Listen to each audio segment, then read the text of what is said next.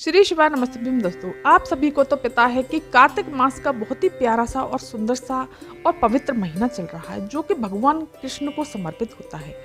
दोस्तों, आ गया है 9 नवंबर का दिन, जो कि इस दिन पड़ने जा रही है गोपाष्टमी। गोपाष्टमी इस महीने को बहुत ही खास बनाती है। दोस्तों, ये वही दिन होता है जिन्हें हम अपने घर पर या भोलेनाथ के मंदिर में 5-5 वाला उपाय करना होता है।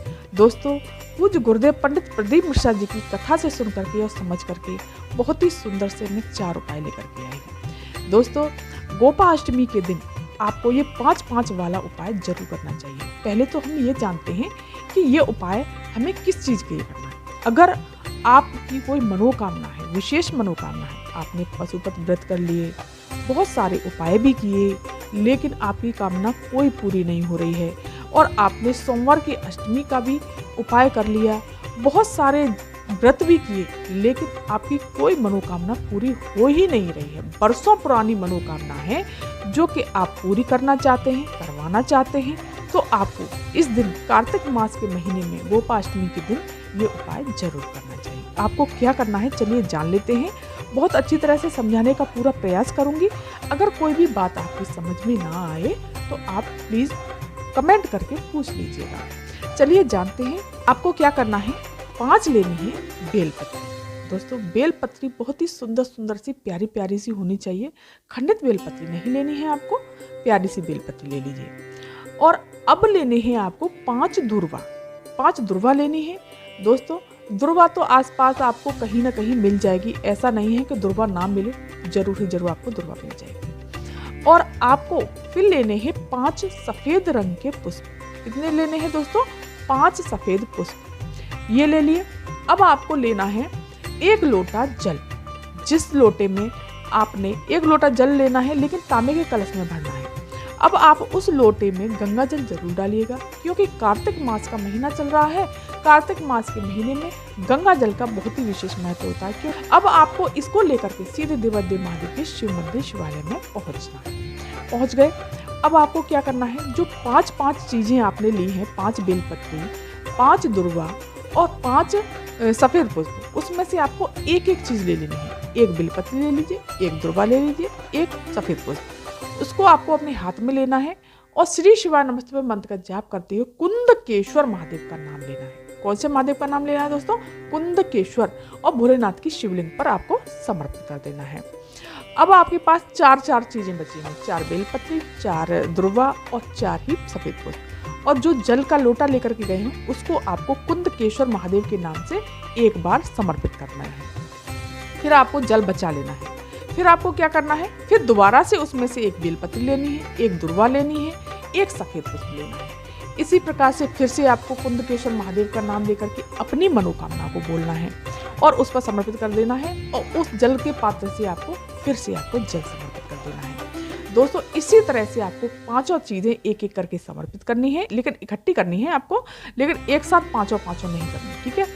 और फिर 5 बार ही उसी लोटे के जल से आपको जल समर्पित करना है। दोस्तों, कितनी भी कैसी भी मनोकामना होगी, जो कि बरसों पुरानी मनोकामना है ना, वो भी आपको इस दिन उपाय करने से और कार्तिक मास के महीने में ये उपाय करने से निश्चित ही पूरी होगी। दोस्तों, बहुत ही सुंदर सा उपाय है। अब ये चलिए जानते हैं दूसरा उपाय। अगर दोस्तों आपके घर में कोई व्यक्ति क्रोध करता है, क्रोध का मतलब यही नहीं है कि पुरुष ही क्रोध करते हैं, स्त्रियां भी क्रोध करती हैं, माताएं बहनें भी क्रोध करती हैं, बच्चे भी क्रोध करते हैं।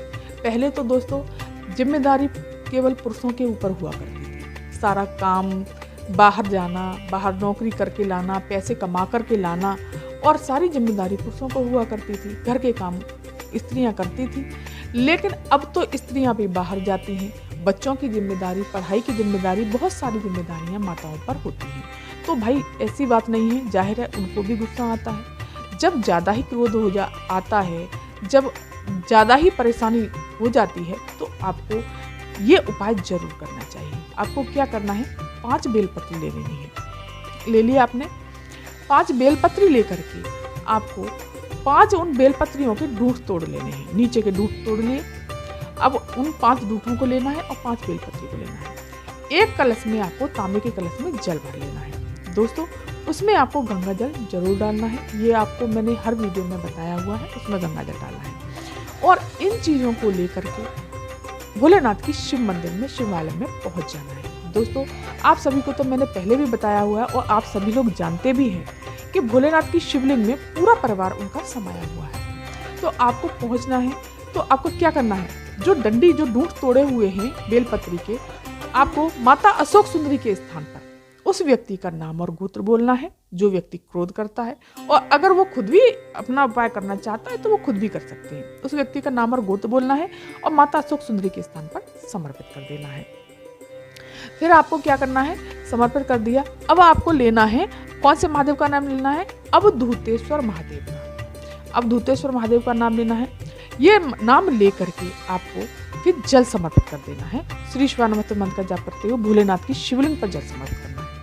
अब जो भी दूध वहां पर नीचे गिर करके जाएंगे, चलिए पहले एक बात बता दूं, फिर वो जो बेलपत्री लेकर के गए हैं 5, वो आपको भोलेनाथ की शिवलिंग पर अवधूतेश्वर महादेव के नाम से समर्पित कर देनी है।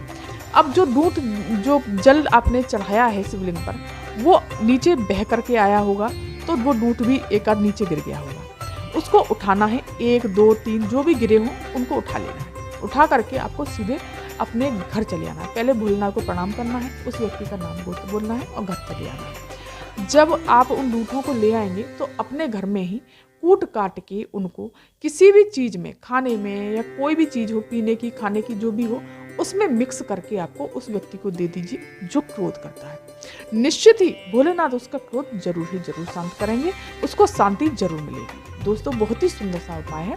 दोस्तों, अगर मेरे वीडियो पर आप पहली बार आए हैं तो मेरे चैनल को सब्सक्राइब अवश्य कर दीजिएगा, वीडियो को लाइक कर दीजिए, कमेंट में श्री शिवानंद हर हर महादेव जरूर लिखिएगा। आप जानते हैं दोस्तों, तीसरा उपाय है कि हर किसी व्यक्ति की ये चाहत होती है कि मैंने ये चीज ले ली तो अब मुझे ये चीज मिल जानी चाहिए। जैसे आपने साइकिल ली तो आप बाइक की इच्छा करते हैं, अब आपने बाइक ली तो आप कार की इच्छा करते हैं, जैसे आपने प्लॉट लिया तो उसे बनवाने की इच्छा करते हैं, या कोई भी चीज़ आप खरीदने की इच्छा करते हैं। आपकी कोई इच्छा है कि मैं ये चीज़ खरीदना चाहता हूँ, मैं ये चीज़ लेना चाहता हूँ, मैं ये चीज़ पाना चाहता हूँ, तो उसके लिए बहुत ही सुंदर सा उपाय बताया है। क्या कहा है पूज्य गुरुदेव ने, ये भी दोस्तों 5-5 वाला उपाय। आपको क्या करना है, 5 लेनी है दोस्तों काली मिर्ची।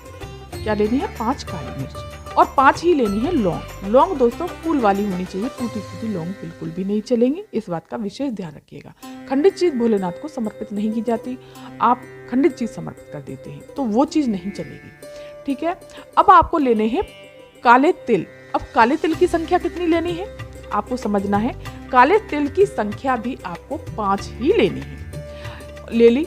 अब आपको एक तांबे के कलश में जल भर लेना है और उसमें आपको गंगा जल जरूर डालना है। दोस्तों, इस बात का विशेष ध्यान रखिएगा। गंगा जल डाल करके आपको सीधे निवेद्य महादेव के शिव मंदिर, शिवालय पहुंच जाना है। और जिस किसी भी चीज की आपको कामना है कि वो मुझे चाहिए और मैं उसे खरीदना चाहता हूँ, मैं उसे पाना चाहता हूँ, या प्लॉट लेना चाहते हैं, मकान लेना चाहते हैं, कोई भी चीज हो सकती है, तो उसके लिए आपको कामना करनी है।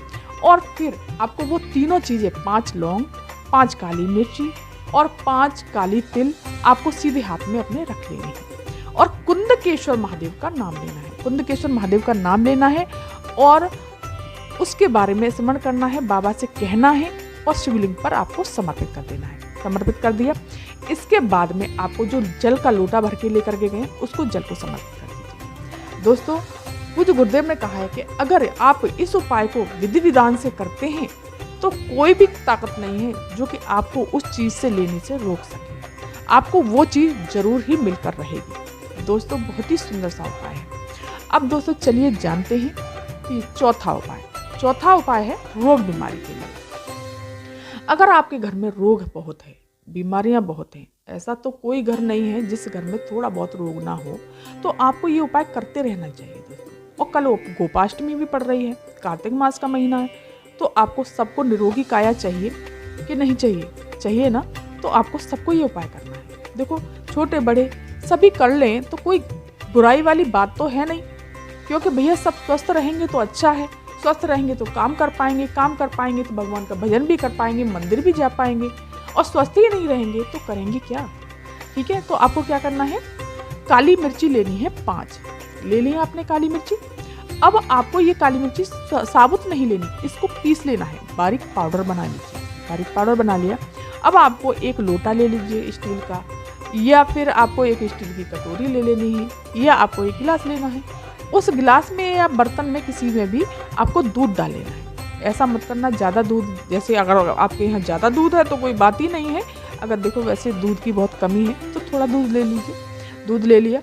अब उस कच्चे दूध में आपको वो काली मिर्ची का पाउडर आपको डाल देना है। डाल करके आपको सीधे देवद्दी महादेव के शिव मंदिर शिवालय पहुंचना है और वहां पर भोलेनाथ के ऊपर शिवलिंग पर ये जल समर्पित करना है, ये दूध समर्पित करना है कुंदकेश्वर महादेव के नाम से। कौन से महादेव के नाम से? कुंदकेश्वर महादेव के नाम से। कोई भी व्यक्ति, यकीन मानिए दोस्तों, कितना भी रोगीला होगा और रोग उसे घेर रहा है, बीमारियां बहुत परेशान कर रही है, कष्ट में चल रहा है, तो वो जरूर ही कुंदकेश्वर महादेव उसको निकाल करके बाहर जरूर करें। दोस्तों बहुत ही सुंदर से उपाय हैं, इन उपायों को जरूर करिए। दोस्तों अगर मेरी आवाज़ आपको पहली बार सुनना है तो मेरे चैनल को सब्सक्राइब कर दीजिए, वीडियो को लाइक कर दीजिए और कमेंट में श्री शिवानंद हर हर महादेव जरूर लिखिएगा। धन्यवाद।